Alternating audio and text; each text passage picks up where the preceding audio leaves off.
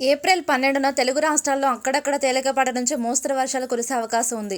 తెలంగాణలో కొన్ని చోట్ల ఎల్లో అలర్ట్ జారీ చేశారు అధికారులు. రాత్రికి వాతావరణం చల్లబడే అవకాశం ఉందని, రైతులు అప్రమత్తంగా ఉండాలని అధికారులు సూచించారు.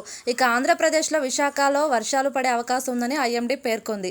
భారత వాతావరణ శాఖ విడుదల చేసిన తాజా సమాచారం ప్రకారం దక్షిణ భారతదేశంలో విస్తారమైన మేఘాలు కేంద్రీకృతమయ్యాయి. ఈ మేఘాలు తూర్పు దిక్కుగా కదులుతూ తెలుగు రాష్ట్రాలైన తెలంగాణ, ఆంధ్రప్రదేశ్ వైపు వేగంగా వస్తున్నాయి. దీనికి తోడు ఆగ్నేయ ఆసియా ప్రాంతం నుండి కూడా మేఘాలు రావడం వల్ల ఈ రెండు రాష్ట్రాల్లోనూ పలు ప్రాంతాల్లో తేలికపాటి నుంచి మోస్తరు వర్షాలు కురిసే సూచనలు కనిపిస్తున్నాయి. తెలంగాణలో ఏప్రిల్ 12వ తేదీ శనివారం నాడు మహబూబాబాద్, ములుగు, కొత్తగూడెం, కరీంనగర్, పెద్దపల్లి, భూపాలపల్లి, ఖమ్మం, నల్గొండ, సూర్యాపేట, వరంగల్, హన్మకొండ, జనగాం, సిద్దిపేట, రంగారెడ్డి, భువనగిరి, హైదరాబాద్ జిల్లాల్లో ఉరుములు మెరుపులతో కూడిన తేలికపాటి వర్షాలు కురిసే అవకాశం ఉంది. ఈ జిల్లాలకు ఎల్లో హెచ్చరికలు జారీ చేయబడ్డాయి. రాష్ట్రంలో కొన్ని ఇతర ప్రాంతాల్లో వాతావరణం వేడిగా మరియు పొడిగా ఉండే అవకాశం ఉందని అంచనా వేస్తున్నారు. అయితే రాత్రి సమయానికి వాతావరణం కొంత చల్లబడే అవకాశం ఉందని వాతావరణ శాఖ తెలిపింది.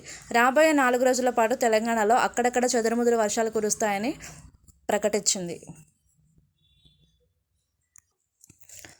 ఆంధ్రప్రదేశ్లో ఏప్రిల్ 12వ తేదీ శనివారం నాడు వాతావరణం సాధారణంగా పాక్షికంగా మేఘావృతమై ఉంటుంది.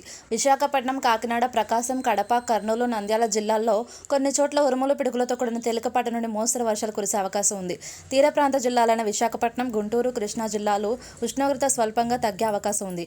అయితే మేఘాలు ఆవరించి ఉన్నప్పటికీ రాష్ట్రంలో కొన్ని ప్రాంతాల్లో వేడి వాతావరణం కొనసాగే అవకాశం ఉంది. కాబట్టి ఎండలో బయటకు వెళ్లే ప్రజలు తగిన జాగ్రత్తలు తీసుకోవాలని వాతావరణ శాఖ సూచిస్తుంది.